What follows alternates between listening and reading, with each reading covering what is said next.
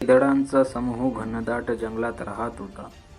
त्यांचा संपूर्ण कळप एकत्र उडत असे आणि एकत्र शिकार करत असे. एकदा ते सर्व उड्डाण करत एका बेटावर पोहोचले. तेथे बरेच मासे आणि बेडूक राहत होते. त्यांना ते बेट खूप आवडले. त्यांच्या खाण्यापिण्याचा आणि राहण्याच्या सर्व सोयी त्या बेटावर उपलब्ध होत्या.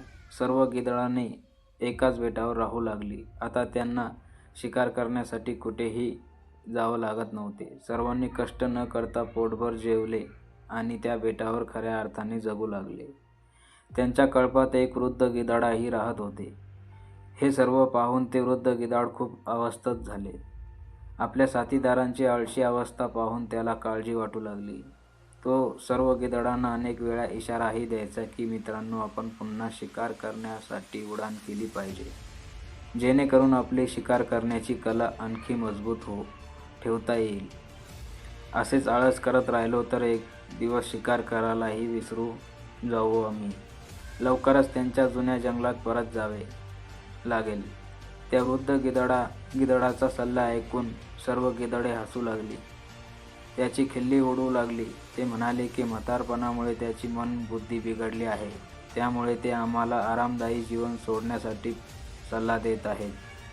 असे म्हणत गिधाडांच्या गटाचे बेट सोडण्यास नकार दिला. यानंतर वृद्ध गिधाड एकटेच जंगलात परतले. काही दिवसांनी म्हाताऱ्याच्या गिधाडाचा विचार केला की खूप दिवस झाले, मला बेटावर जाऊन माझ्या नातेवाईकांना आणि मित्रांना भेट घ्यावी. म्हातारे गिधाड त्या बेटावर पोहोचताच तेथील स्थिती पाहून आश्चर्यचकित झाले. तिथले दृश्य खूपच भयानक होते. त्या बेटावर असलेली सर्व गिधाडे मेली होती. तिथे फक्त त्या मृतदेह पडले होते. तेव्हा त्याला कोपऱ्यात एक जखमी गिधाड दिसले. तिथे जाऊन तेथील स्थिती विचारली. त्यांनी सांगितले की काही दिवसापूर्वी बिबट्याचा एक गट या बेटावर आला होता. त्यांच्यावर हल्ला करून सर्वांची हत्या केली. तेथील स्थितीबाबत विचारणा केली. त्यांनी सांगितले की काही दिवसापूर्वी बिबट्याचा एक गट या बेटावर आला होता. त्यांच्यावर हल्ला करून सर्वांची हत्या केली. आम्ही बरेच दिवस उंच उडालो नव्हतो, त्यामुळे आम्ही आमचे प्राणही वाचवू शकलो नाही. त्यांच्यासाठी लढण्याची आमची नकाची क्षमताही कमी झाली होती. त्या जखमी गिधाडांचे बोलणे ऐकून वृद्ध गिधाडाला खूप वाईट वाटले. त्यांच्या मृत्यूनंतर वृद्ध गिधाड पुन्हा आपल्या जंगलात गेले. कथेतून धडा: आपण आपल्या शक्ती आणि अधिकाराचे रक्षण केले पाहिजे.